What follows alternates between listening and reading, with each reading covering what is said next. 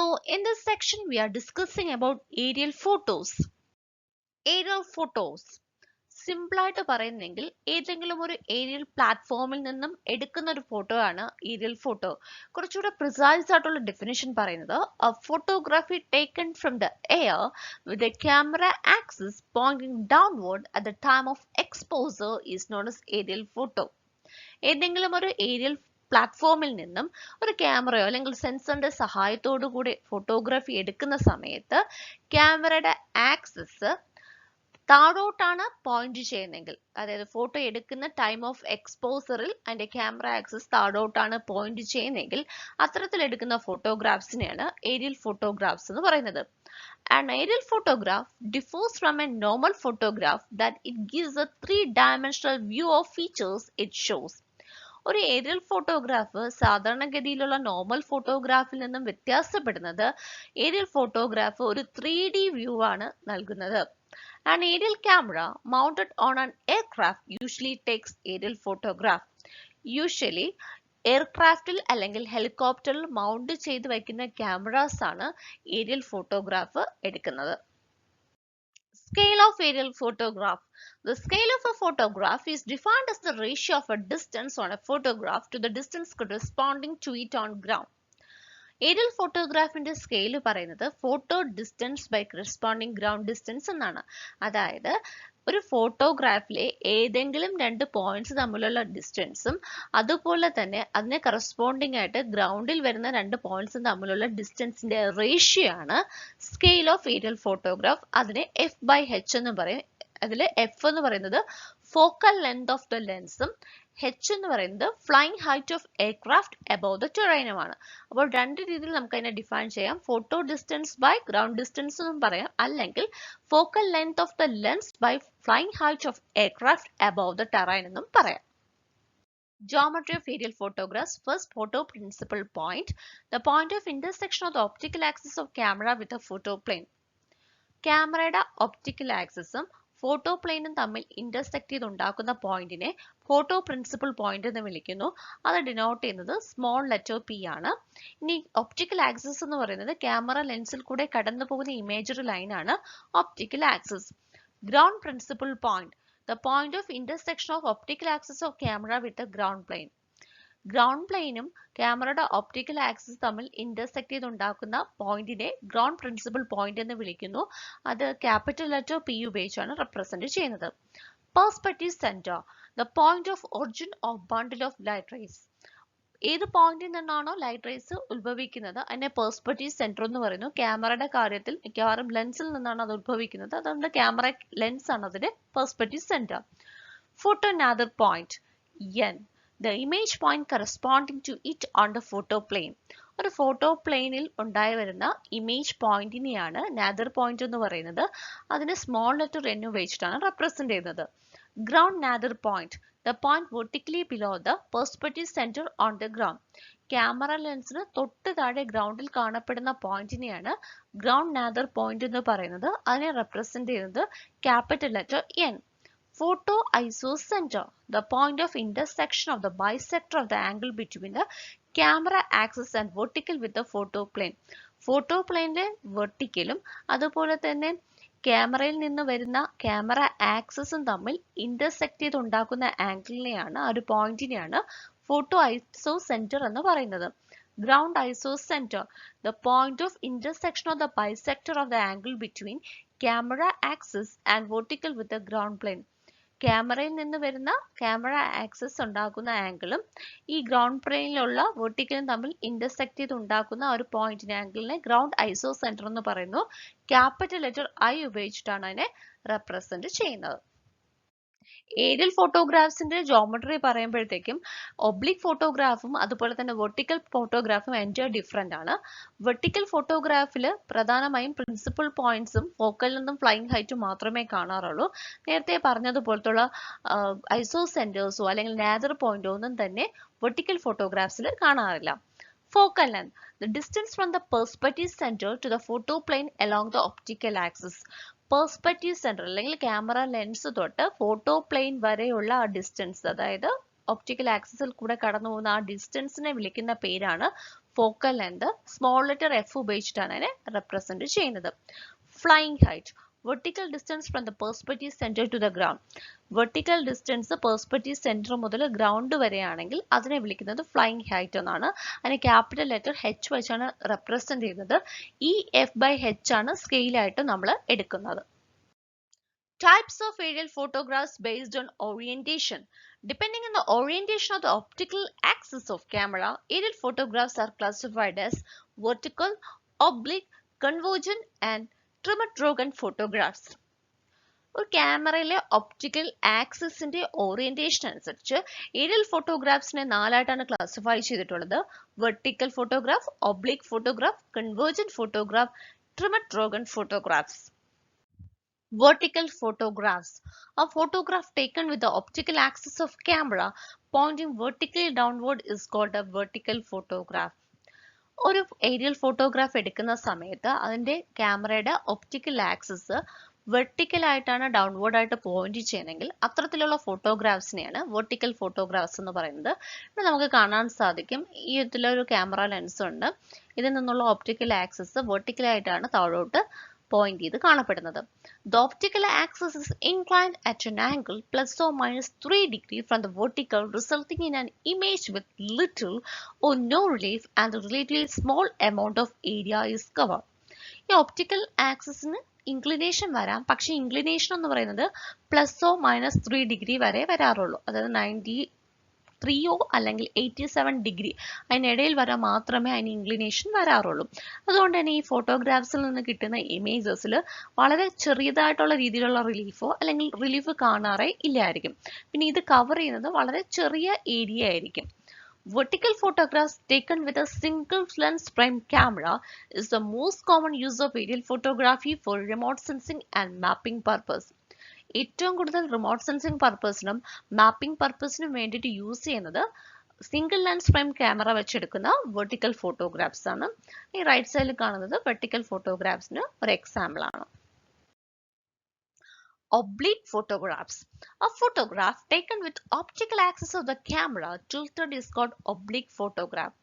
ഒരു ക്യാമറയുടെ optical axis tilt ചെയ്തെടുക്കുന്ന ഫോട്ടോഗ്രാഫിനെയാണ് ഒബ്ലിക് ഫോട്ടോഗ്രാഫ്സ് എന്ന് പറയുന്നത്.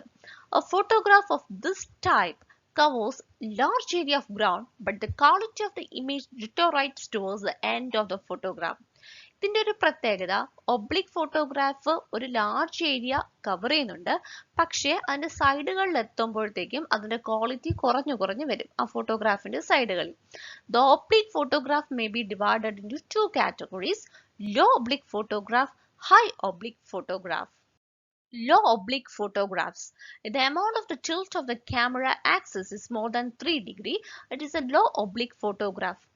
ഒപ്റ്റിക്കൽ ആക്സിസിന് ടിൽറ്റ് ഉണ്ടാകുന്ന ഫോട്ടോഗ്രാഫ്സ് ആണ് ഒബ്ലിക് ഫോട്ടോഗ്രാഫ്സ് എന്ന് പറഞ്ഞു. ഇതിൽ ക്യാമറ ആക്സിസിന്റെ ടിൽറ്റ് 3 ഡിഗ്രിയിൽ കൂടുതലാണെങ്കിൽ അത്തരത്തിലുള്ള ഫോട്ടോഗ്രാഫ്സ് ആണ് ലോ ഒബ്ലിക് ഫോട്ടോഗ്രാഫ്സ് എന്ന് പറയുന്നത്. In this case, the horizon will not be visible in the final image and the image will be somewhat distorted as a result. ഇനി ഇത്തരത്തിലുള്ള കേസ് വരുമ്പോൾ ലോ ഒബ്ലിക് ഫോട്ടോഗ്രാഫ്സിൽ ഹൊറിസോൺ കാണത്തില്ല. Horizon എന്ന് പറയുന്നത് എർത്തും സ്കൈയും തമ്മിൽ meet ചെയ്യുന്ന ഒരു ഭാഗത്തേക്കാണ്, അല്ലെങ്കിൽ ചക്രവാളം എന്ന് പറയുന്ന അത് ഈ ഒരു ലോ ഒബ്ലിക് ഫോട്ടോഗ്രാഫ്സിൽ വിസിബിൾ ആയിരിക്കത്തില്ല. മാത്രമല്ല ഇത്തരത്തിലുള്ള ഫോട്ടോസിൽ ഡിസ്റ്റോർഷൻ ഉണ്ടായിരിക്കും. These photos can be useful for taking close-up shots that require more details, such as those used for advertising. ഈ ലോ ഒബ്ലിക് ഫോട്ടോഗ്രാഫ്സ് കൂടുതലായിട്ട് യൂസ് ചെയ്യുന്നത് ക്ലോസ്-അപ്പ് ഷോട്ട്സിന് വേണ്ടിയിട്ടാണ്, പ്രത്യേകിച്ച് അഡ്വർടൈസിംഗ് പർപ്പസിന് വേണ്ടിയിട്ട് ഉള്ള ഫോട്ടോസ് ആണ് ലോ ഒബ്ലിക് ഫോട്ടോഗ്രാഫ്സ് എടുക്കുന്നത്. High oblique photographs. Here the camera axis is tilted to approximately 60 degree. ഇവിടുത്തെ ക്യാമറ ആക്സിസിന്റെ പ്രത്യേകത എന്ന് പറയുന്നത് അതിൽ ടിൽറ്റ് ചെയ്തിരിക്കുന്നത് 60 ഡിഗ്രി വരെയാണ്, which allows for a larger area to be covered and will include the horizon in the final shot. അതുകൊണ്ട് തന്നെ അതിന് ഒരുപാട് ഏരിയ കവർ ചെയ്യാനും പറ്റും, മാത്രമല്ല ഫൈനൽ ഇമേജ് വരുമ്പോൾ അതിൽ ഹൊറിസോൺ വിസിബിളും ആയിരിക്കും. This gives you a better wide view of an area, which allows to identify the geographical features and landmarks. അതുകൊണ്ട് തന്നെ ഇത്രയും ഏരിയ കവർ ചെയ്യുന്നതുകൊണ്ട് ജോഗ്രഫിക്കൽ ഫീച്ചേഴ്സും ലാൻഡ്മാർക്സും ഒക്കെ വളരെ നന്നായിട്ട് തന്നെ ഒരു ഹൈ ഒബ്ലിക് ഫോട്ടോഗ്രാഫിൽ നിന്നും ഐഡന്റിഫൈ ചെയ്യാൻ പറ്റും. ഇവിടെ നോക്കിയാൽ തന്നെ അറിയാം ഒരു ലോ ഒബ്ലിക് ഫോട്ടോഗ്രാഫ് കവർ ചെയ്യുന്നത് ഇത്രയും ഏരിയ ആണ്. അതേസമയം ഒരു ഹൈ ഒബ്ലിക് ആണെങ്കിൽ ഇവിടെ നിന്ന് തൊട്ട് ഇതുവരെ കവറിങ് ചെയ്യുന്നുണ്ട്, ഹൊറിസോൺ വിസിബിളുമാണ് ഇത്തരത്തിലുള്ള ഫോട്ടോഗ്രാഫ്സിൽ. ഇതൊരു ഹൈ ഒബ്ലിക് ഫോട്ടോഗ്രാഫും ഇതൊരു ലോ ഒബ്ലിക് ഏരിയൽ ഫോട്ടോഗ്രാഫുമാണ്. ഇത് കാണാൻ സാധിക്കും. ഇതിൽ ഹൊറിസോൺ ഉണ്ട്, കണ്ടോ? അവിടെ സ്കൈയും അതുപോലെ തന്നെ ഗ്രൗണ്ടും തമ്മിൽ മീറ്റ് ചെയ്യുന്ന ഹൊറിസോൺ ഇതിൽ കാണാൻ പറ്റും. കവർ ചെയ്യുന്ന ഏരിയ എന്ന് പറയുന്നത് ലാർജ് ആണ്. അതേസമയം ഒരു ലോ ഒബ്ലിക് ഫോട്ടോഗ്രാഫിൽ ഹൊറിസോൺ വിസിബിൾ അല്ല, മാത്രമല്ല അത് കവർ ചെയ്യുന്ന ഏരിയ വളരെ കുറച്ചാണ്. അതുകൊണ്ട് ക്ലോസപ്പ് ഷോട്ട്സിന് വേണ്ടിയിട്ടാണ് കൂടുതൽ ലോ ഒബ്ലിക് ഉപയോഗിക്കുന്നത്. വെർട്ടിക്കൽ ഏരിയൽ ഫോട്ടോഗ്രാഫും ഒബ്ലിക് ഫോട്ടോഗ്രാഫും തമ്മിലുള്ള വ്യത്യാസം നോക്കാം. വെർട്ടിക്കൽ ഏരിയൽ ഫോട്ടോഗ്രാഫ് 90 ഡിഗ്രി വെച്ചിട്ടാണ് അതിന്റെ ആംഗിൾ പോകുന്നത്, അതുകൊണ്ട് തന്നെ അത് കവർ ചെയ്യുന്ന ഏരിയ വളരെ കുറവാണ്. അതേസമയം ഒബ്ലിക് ഫോട്ടോഗ്രാഫിലാണെങ്കിൽ അത് കുറച്ചുകൂടെ ഏരിയ കവർ ചെയ്യുന്നുണ്ട്. ഇനി ഒരു വെർട്ടിക്കൽ ഫോട്ടോഗ്രാഫിൽ നമുക്ക് ഒബ്ജക്ട്സിന്റെ റിലീഫ് ഐഡന്റിഫൈ ചെയ്യാൻ ബുദ്ധിമുട്ടായിരിക്കും. വളരെ ചെറിയ റിലീഫ് മാത്രമേ നമുക്ക് ഐഡന്റിഫൈ ചെയ്യാൻ പറ്റത്തുള്ളൂ. അതേസമയം ഇപ്പോൾ ഒരു ഒബ്ലിക് ഫോട്ടോഗ്രാഫിലാണെങ്കിൽ ട്രീസിന്റെ ഹൈറ്റ് കുറച്ച് കൂടുതലാണ്, അല്ലെങ്കിൽ ബിൽഡിങ്സിന്റെ ഹൈറ്റ് ഇത്രയാണ് എന്നൊക്കെ നമുക്ക് കൃത്യമായി ഐഡന്റിഫൈ ചെയ്യാൻ പറ്റും. Convergent photograph. It is a sequential pair of low oblique in which the optical axis converge towards one another. In this kind of photography, both the photographs cover the same area but from different location. Low oblique ഫോട്ടോഗ്രാഫിന്റെ ഒരു sequential pair photograph ആണ് convergent photograph എന്ന് പറയുന്നത്. ഇതിലെ പ്രത്യേകത എന്ന് പറയുന്നത് രണ്ട് ഡിഫറെന്റ് ഡയറക്ഷനിൽ നിന്നും ഒരേ സെയിം ഏരിയയുടെ ഫോട്ടോഗ്രാഫാണ് എടുക്കുന്നത്. ഈ ഒരു ഫിഗർ ശ്രദ്ധിക്കാം. ഈ ഭാഗത്തു നിന്നും ഈ ഭാഗത്തു നിന്നും ഈ നടുക്കുള്ള ഏരിയയുടെ ഫോട്ടോഗ്രാഫ് എടുക്കുന്നുണ്ട്. അപ്പോൾ ഇതിന്റെ ഒപ്റ്റിക്കൽ ആക്സിസും ഇവിടുത്തെ ക്യാമറയുടെ ഓപ്റ്റിക്കൽ ആക്സിസും ഈ നടുക്കുള്ള ഭാഗത്ത് കൺവേർജ് ചെയ്തിട്ട് ആ സെയിം ഏരിയയുടെ ഫോട്ടോഗ്രാഫ് ഡിഫറെന്റ് ലൊക്കേഷനിൽ എടുക്കുന്നതിനെയാണ് കൺവേർജന്റ് ഫോട്ടോഗ്രാഫ്സ് എന്ന് പറയുന്നത്. ഇത് കൺവേർജന്റ് ഫോട്ടോഗ്രാഫി ഉപയോഗിച്ചെടുത്ത ഒരു ഫോട്ടോഗ്രാഫ് ആണ്. Tremor-Drogan photographs. This is an assemblage of 3 photographs taken at the same time, one vertical and 2 high oblique in the direction of right angle to the line of flight. Tremor-Drogan photographs എന്ന് പറയുന്നത് 3 ഫോട്ടോഗ്രാഫ്സിന്റെ ഒരു കൂടിച്ചേരലാണ്, അല്ലെങ്കിൽ ഒരു assemblage ആണ്. ഒരേ സമയത്ത് എടുക്കുന്ന 3 photographs. ഇതിൽ ഒരെണ്ണം എന്ന് പറയുന്നത് വെർട്ടിക്കലും 2 എണ്ണം എന്ന് പറയുന്നത് ഹൈ ഒബ്ലീഗും ആയിരിക്കും. ഇനി ഇത് എടുക്കുന്നത് ഫ്ലൈറ്റ് ഡയറക്ഷന് റൈറ്റ് ആംഗിൾ ആയിട്ടായിരിക്കും ഈ ഫോട്ടോഗ്രാഫ്സ് എടുക്കുന്നത്. നമുക്ക് കാണാൻ സാധിക്കും ഇത്രയും ഏരിയയാണ് ഫോട്ടോഗ്രാഫ് കവർ ചെയ്യുന്നത്. അതിൽ ഇവിടെ ഒബ്ലീക്ക് കവറേജും ഇവിടെ ഒബ്ലീക്ക് കവറേജും നടുക്കുള്ള ഭാഗത്ത് വെർട്ടിക്കൽ കവറേജ്. നടുക്കുള്ള ഭാഗം വെർട്ടിക്കൽ ഫോട്ടോഗ്രാഫും ഇരുവശങ്ങളിലും ഹൈ ഒബ്ലീക്ക് ഫോട്ടോഗ്രാഫുമാണ് എടുക്കുന്നത്. The obliques taken at an angle 60 degree from vertical side of the vertical photography producing composites from horizon to horizon. ഈ ഒബ്ലിക് ഫോട്ടോഗ്രാഫ് എടുക്കുന്നത് 60 ഡിഗ്രി ആംഗിളിലാണ്. വെർട്ടിക്കൽ അറിയാലോ 90 ഡിഗ്രി ആംഗിളിലാണ് എടുക്കുന്നത്. അതുകൊണ്ട് തന്നെ നടുക്കുള്ള ഭാഗത്ത് വെർട്ടിക്കൽ ഫോട്ടോഗ്രാഫിൽ ഒരിക്കലും ഹൊറിസോൺ കിട്ടാറില്ല. പക്ഷേ ഇപ്പുറത്തും ഒബ്ലിക് കവറേജ് ഉള്ളതുകൊണ്ട് അതിൽ ഹൊറിസോൺ കൂടെ അവൈലബിൾ ആയിരിക്കും. ഇതൊരു ട്രിമർ-ഡ്രോഗൺ ഫോട്ടോഗ്രാഫ് ആണ്. അതിൽ കാണാൻ സാധിക്കും ഈ എൻഡിലായാലും ഹൊറിസോൺ വിസിബിൾ ആണ്. Then types of aerial photographs based on scale, it is divided into 2: large scale aerial photograph and small scale aerial photograph. Large scale aerial photograph. These are taken with aircraft flying at the lower elevation, resulting in less area captured by the camera but objects seen in bigger dimension. Large scale aerial photographs ന്റെ പ്രത്യേകത എന്ന് പറയുന്നത് വളരെ height കുറഞ്ഞു പോകുന്ന അല്ലെങ്കിൽ വളരെ lower എലിവേഷനിൽ പോകുന്ന എയർക്രാഫ്റ്റ് എടുക്കുന്ന ഫോട്ടോഗ്രാഫ്സ് ആണ് ലാർജ് സ്കെയിൽ ഏരിയൽ ഫോട്ടോഗ്രാഫ്. അത് കവർ ചെയ്യുന്ന ഏരിയ എന്ന് പറയുന്നത് വളരെ കുറവായിരിക്കും, പക്ഷെ അതിലുള്ള ഒബ്ജക്ട്സിനെ വളരെ ബിഗർ ഡയമെൻഷനിൽ വിസിബിളി ചെയ്യാൻ പറ്റും. This type of photo is more useful for mapping land features or measuring specific objects. Large scale aerial photographs പ്രധാനമായി യൂസ് ചെയ്യുന്നത് ലാൻഡ് ഫീച്ചേഴ്സ് മാപ്പ് ചെയ്യാനും സ്പെസിഫിക് ഒബ്ജക്ട്സിനെ മെഷർ ചെയ്യാനും വേണ്ടിയിട്ടാണ്. They would be more likely to be used for marketing or for getting a closer look at a property to scan for damage or other issue. പ്രധാനമായും marketing പർപ്പസിന് വേണ്ടിയിട്ടും ഏതെങ്കിലും ഒരു പ്രോപ്പർട്ടിയിൽ എന്തെങ്കിലുമൊക്കെ damage ഉണ്ടോ അല്ലെങ്കിൽ മറ്റെന്തെങ്കിലും ഇഷ്യൂസ് ഉണ്ടോ എന്തെങ്കിലും സ്കാൻ ചെയ്യാൻ വേണ്ടിയിട്ടാണ് large scale aerial photographs use ചെയ്യുന്നത്. ഇവിടെ കാണാൻ സാധിക്കും വളരെ ചെറിയ ഏരിയ ആണ് എടുത്തിരിക്കുന്നത്. ആ മണൽത്തരിയും ആ പോകുന്ന ചെറിയ ബോട്ട് വരെ ആ ഒരു മൈന്യൂട്ട് ഫീച്ചർ വരെ ലാർജ് സ്കെയിൽ ഏരിയൽ ഫോട്ടോഗ്രാഫിൽ വിസിബിൾ ആണ്. Small scale aerial photograph. Small scale photos are taken when the aircraft is flying at a higher elevation, allowing for a larger area to be covered in a single photo. Small scale ഫോട്ടോസിന്റെ പ്രത്യേകത എന്ന് പറയുന്നത് ഇവിടെ aircraft fly ചെയ്യുന്നത് higher elevation അല്ലെങ്കിൽ നല്ല ഹൈറ്റിലായിരിക്കും. അതായത് ഇത് cover ചെയ്യുന്ന ഏരിയ ലാർജർ ആയിരിക്കും. ഒരു സിംഗിൾ ഫോട്ടോയിൽ തന്നെ ഒരുപാട് ഏരിയ കവർ ചെയ്ത് കിട്ടും. While the area covered is larger, the ratio size of any objects in the photo related to the ground would be smaller, which is why these photos are considered as small scale.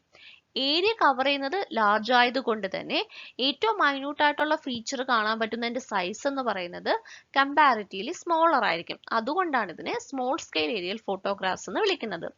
This type of photo is useful for studying larger areas where specific mapping or measurement of features is not necessary.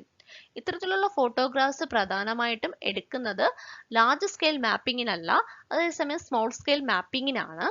അതായത് specific ആയിട്ട് എന്തെങ്കിലുമൊക്കെ മാപ്പ് ചെയ്യണമെന്ന് വെച്ചാലോ എന്തെങ്കിലുമൊക്കെ measure ചെയ്യണമെന്ന് വെച്ചാലോ ഒരു small scale aerial ഫോട്ടോഗ്രാഫിൽ പറ്റത്തില്ല. പക്ഷെ ജനറൽ ആയിട്ട് അവിടുത്തെ ഫീച്ചേഴ്സ് എന്തെന്ന് ഐഡന്റിഫൈ ചെയ്യാൻ സ്മോൾ സ്കെയിൽ ഏരിയൽ ഫോട്ടോഗ്രാഫ് സഹായിക്കുന്നുണ്ട്. ഇതൊരു സ്മോൾ സ്കെയിൽ ഏരിയൽ ഫോട്ടോഗ്രാഫ് ആണ്. അത് മൗണ്ടനും അതുപോലെ തന്നെ താഴെയുള്ള വാട്ടർ ബോഡിയും റോക്കും ഒക്കെ നമുക്ക് ഇതൊന്ന് ഐഡന്റിഫൈ ചെയ്യാൻ പറ്റും. ചെറിയ രീതിയിൽ ഒരു ഫോറസ്റ്റും ഇവിടെ നമുക്ക് കാണാൻ സാധിക്കുന്നുണ്ട്. Types of photographs based on film used. On the basis of film used, aerial photographies are divided into panchromatic images, color photographs, infrared imagery, color infrared imagery, thermal infrared imagery, radar imagery, and spectrosone imagery. Panchromatic images. This refers to the type of film used which captures all visible wavelength of energy. Panchromatic ഇമേജസിന്റെ പ്രത്യേകത എന്ന് പറയുന്നത് ഇതിലെ film visible wave ലെങ്തിലുള്ള എല്ലാ type എനർജിയും capture ചെയ്തെടുക്കും. The image is in grey scale. Image പക്ഷേ ഒരു black and white grey സ്കെയിലാണ് കാണപ്പെടുന്നത്. And this is use for reconnaissance or map study. പ്രധാനമായിട്ടും പാൻക്രോമാറ്റിക് ഇമേജസ് മിലിറ്ററി പർപ്പസിന് വേണ്ടിയിട്ടും മാപ്പ് സ്റ്റഡിക്കും വേണ്ടിയിട്ടാണ് യൂസ് ചെയ്യുന്നത്. Color photographs. Color film can capture various visible bands separately. നമ്മൾ ഏറ്റവും കൂടുതൽ യൂസ് ചെയ്യുന്ന ഒരു ടൈപ്പ് ഫോട്ടോഗ്രാഫ് ആണ് കളർ ഫോട്ടോഗ്രാഫ് എന്ന് പറയുന്നത്. ഇവിടെ കളർ ഫിലിമാണ് യൂസ് ചെയ്യുന്നത്. ഡിഫറെന്റ് വിസിബിൾ ബാൻഡ്സിനെ അത് സെപ്പറേറ്റ് ആയിട്ടാണ് ക്യാപ്ചർ ചെയ്യുന്നത്. This type of aerial photography can use to interpret objects within a study area. ഒരു സ്റ്റഡി ഏരിയ എടുക്കുമ്പോൾ അതിന്റെ ഒബ്ജക്ട്സിനെ ഇന്റർപ്രറ്റ് ചെയ്യാൻ വേണ്ടിയിട്ടാണ് കളർ ഫോട്ടോഗ്രാഫ്സ് പ്രധാനമായിട്ടും യൂസ് ചെയ്യുന്നത്. Infrared imagery. This refers to the use of infrared film which records only infrared energy. Infrared imageryയുടെ പ്രത്യേകത ഇതിൽ യൂസ് ചെയ്യുന്നത് ഇൻഫ്രാറെഡ് ഫിലിം ആണ്. ഇത് ഇൻഫ്രാറെഡ് എനർജിയെ മാത്രമാണ് റെക്കോർഡ് ചെയ്യുന്നത്. This type of photography is used to study the vegetation and bodies of water. ഇത്തരത്തിലുള്ള photography പ്രധാനമായി use ചെയ്യുന്നത് വെജിറ്റേഷനെ പറ്റിയും വാട്ടർ ബോഡീസിനെ പറ്റിയുള്ള സ്റ്റഡി നടത്താൻ വേണ്ടിയിട്ടാണ്. Color infrared imagery. This combines color and infrared film for vegetation studies, water body mapping, and a variety of urban application. Colour infrared ഇമേജറിയിൽ പ്രധാനമായും കമ്പൈൻ ചെയ്യുന്നത് കളർ ഫിലിംസും ഇൻഫ്രാറെഡ് ഫിലിംസുമാണ്. ഇത് പ്രധാനമായി യൂസ് ചെയ്യുന്നത് വെജിറ്റേഷൻ സ്റ്റഡീസിനും വാട്ടർ ബോഡി മാപ്പിങ്ങിനും മറ്റ് urban ആപ്ലിക്കേഷൻസിനും വേണ്ടിയിട്ടാണ്. False colour composition ഉപയോഗിച്ചിട്ടാണ് images എടുക്കുന്നത്. അതുകൊണ്ട് തന്നെ ഇപ്പോൾ വെജിറ്റേഷനൊക്കെ ഇൻഫ്രാറെഡ് കളറിലും വാട്ടർ ബോഡീസും ഒക്കെ ഡാർക്ക് കളർ അല്ലെങ്കിൽ ബ്ലാക്ക് കളറിലൊക്കെ ആയിരിക്കും വിസിബിൾ ആയിട്ടുള്ളത്.